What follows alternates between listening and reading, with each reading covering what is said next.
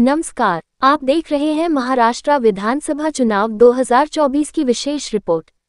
वरुड मोर्शी विधानसभा क्षेत्र में आगामी चुनाव को लेकर चुनावी माहौल गर्म हो चुका है।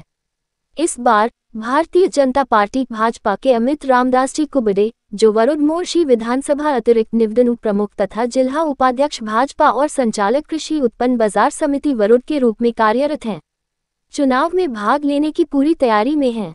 अमित कुबडे जी एक युवा और जोशीले नेता के रूप में जाने जाते हैं, जो किसानों की समस्याओं से अच्छी तरह परिचित हैं और बेरोजगारी जैसी समस्याओं को सुलझाने के लिए बेहतरीन योजनाओं के साथ चुनाव में उतरने की तैयारी कर रहे हैं। आइए सुनते हैं अमित रामदासजी कुबडे का संदेश। दर्शकांनो नमस्कार। यावेळी आपल्या सोबत आहे अमित कुबडे। आपण वरुड मोर्शी विधानसभा क्षेत्रातून आपण भारतीय जनता पार्टीचे संभावित उमेदवार आहात। सर, आमच्या चॅनलमध्ये आपलं स्वागत आहे। नमस्कार सर, आम्ही आपल्यातर्फे जाणून घेऊ कशा प्रकारचे इथे समीकरण आहे आपले वरुड मतदारसंघामध्ये आणि काय आपले पुढची मोर्चे बांधणी आहे, कशा प्रकारचे आपले पुढचे हे समीकरण राहणार त्याबद्दल। हा वरुड मोर्शी मतदारसंघ भाजपचाच गड म्हणून राहिला। 2014 मध्ये डॉक्टर अनिलजी बोंडे यांनी निवडणूक लढली, ते जवळपास 72,000 मतं त्यांना मिळाली। त्यानंतर ही मतं 2019 मध्ये 86,000वर गेली आणि आता लोकसभेची निवडणूक नुकतीच झाली, यामध्ये ते 90,000पर्यंत पोहोचली। इथे भाजपचे 90,000 मतं असून पुढचं इथच्या काही ज्या समस्या आहे, या समस्या संत्र्याचा प्रकल्प आहे। कारण याला वरुड मोर्शीला संत्र्याचा कॅलिफोर्निया म्हणून ओळखला जातो आणि येथे संत्र्याचा प्रकल्प नाही, कारण जो डी ग्रेडचा संत्रा आहे, या चुरा म्हणून म्हणतात आमच्या इथे त्याला, त्याच्यावर प्रोसेसिंग होत नाही। त्यामुळे ते संत्र खाली पडलं, संत्र्याच्या खाली झाडाच्या खाली पडलं की ते वाया जातात आणि ते पैसे पण सुद्धा आपले वाया जातात।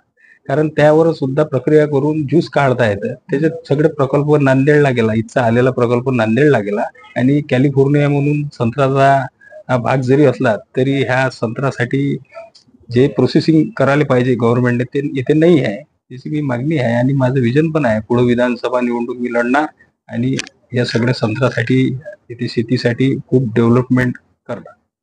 आपण भारतीय जनता पार्टीमध्ये विधानसभा प्रमुख पण आहात, या व्यतिरिक्त आपण अनेक पद विभूषित केलेले आहे भारतीय जनता पार्टीमध्ये।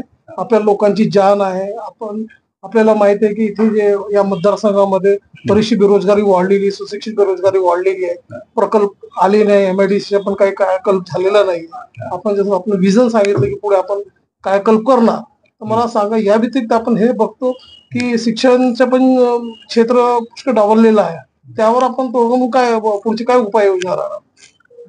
नाही, शिक्षणामध्ये आमचा मतदारसंघ व्यवस्थित आहे। शिक्षणामध्ये आमची इथं जे कॉलेजेस आहे हे एकदम व्यवस्थित आहे, पण इंजिनिअरिंग आणि जे मेडिकल कॉलेज आहे हे म्हणजे आता वरुड तालुका लेवलचं आहे, मोर्शी तालुका लेवलचं गाव आहे, तर इथे येणार नाही। पण माझं एक पुढे विजन राहील की मोर्शी वरुड मध्ये सुद्धा एखादं मेडिकल कॉलेज, इंजिनिअरिंग कॉलेज आणायचा मी पूर्ण मानस आहे माझा आणि मी प्रयत्न सुद्धा करणार आहे। आणि इथे दुसरी समस्या, एक अप्पर वर्धा प्रकल्पग्रस्त जे लोक होते, त्यामध्ये त्यांना 1980 मध्ये एक दाखला देण्यात आला होता की त्यांची जमीन जे प्रकल्पग्रस्त अप्पर वर्धामध्ये गेली तर त्यांच्या घरातील 2 जण नोकरीवर लावण्याचा असा एक दाखला दिला होता। त्याच्यातील जवळपास 6,500 लोक आरवी आणि 4,500 लोक मोर्शी मतदारसंघातील आहे की ज्यांना आतापर्यंत सुद्धा त्याचा नोकरीवर लागले नाही। त्यांच्यासाठी सुद्धा एक प्रयत्न करेन की आता तर नोकरीचं वय सुद्धा निघून गेलं त्यांचं, पण आणखी कुठंतरी त्यांचा मोबदला मिळत असेल तर त्यासाठी मी निश्चित प्रयत्न करेन। मुख्यमंत्री लाडकी बहीण योजनेला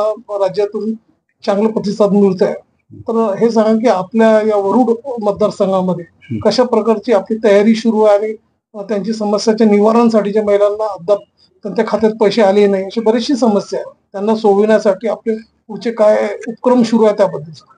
लाडकी बहीण योजनेमध्ये भारतीय जनता पार्टी मध्ये जे सगळे कार्यकर्ते आहेत त्यांची आम्ही ही योजना आली त्यावेळेसच मिटिंग घेतली आणि वेळोवेळी 7-7 दिवसानंतर सुद्धा मिटिंग घेऊन राहिलो ना, आणि आमचे कार्यकर्ते गावागावात घरी घरी जाऊन लाडकी बहीण योजनेचे फॉर्म भरले की नाही भरले हे टेली करत आहे आणि नसेल भरले तर ते भरून घेत आहे। आमच्या ऑफिस सुद्धा इथं वरुडला आहे, त्या वरुडमध्ये मोर्शीमध्ये सुद्धा आहे। जे काही फॉर्म आता सुटले आहे, जे काही महिला बाहेर शेतामध्ये वगैरे राहतात त्यांचे फॉर्म भरले जात नाही, तिथे सुद्धा आमचे कार्यकर्ते पोहोचून त्यांच्यापर्यंत फॉर्म भरून तो सबमिट करत आहे. लोकसभा निवडणुकीमध्ये काही क्षेत्रामध्ये जे भारतीय जनता पार्टीला दारुण पराभव झालेला आहे ते बघता पुढे आपल्या पार्टीतर्फे आपले काय नियोजन आहे, पक्ष बांधणी आणि संघटन मजबूती करण्यासाठी आणि बूथ लेवल मजबूत करण्यासाठी आपली पुढची काय आखणी राहणार त्यामध्ये? आमचं बूथ नियोजन एकदम मोर्शी मतदारसंघाचं व्यवस्थित होतं, त्यामुळे आम्हाला इथे लोकसभेमध्ये सुद्धा लीड मिळाला, 15,000 मताचा लीड मिळाला. आणि हे नियोजन आजच नाही तर सतत 1 वर्षापासून मी सुद्धा प्रयत्न करत आहे. आमचे मार्गदर्शक, आमचे नेते डॉक्टर अनिलजी बोंडे यांच्या मार्गदर्शनात आम्ही काम करत आहे. त्यांनी सुद्धा खूप परिश्रम घेऊन हा मतदारसंघ बनवला आणि इथे आमचा प्रत्येक बूथ 311 बूथ आहे, 311 बूथ सुद्धा मजबूत आहे.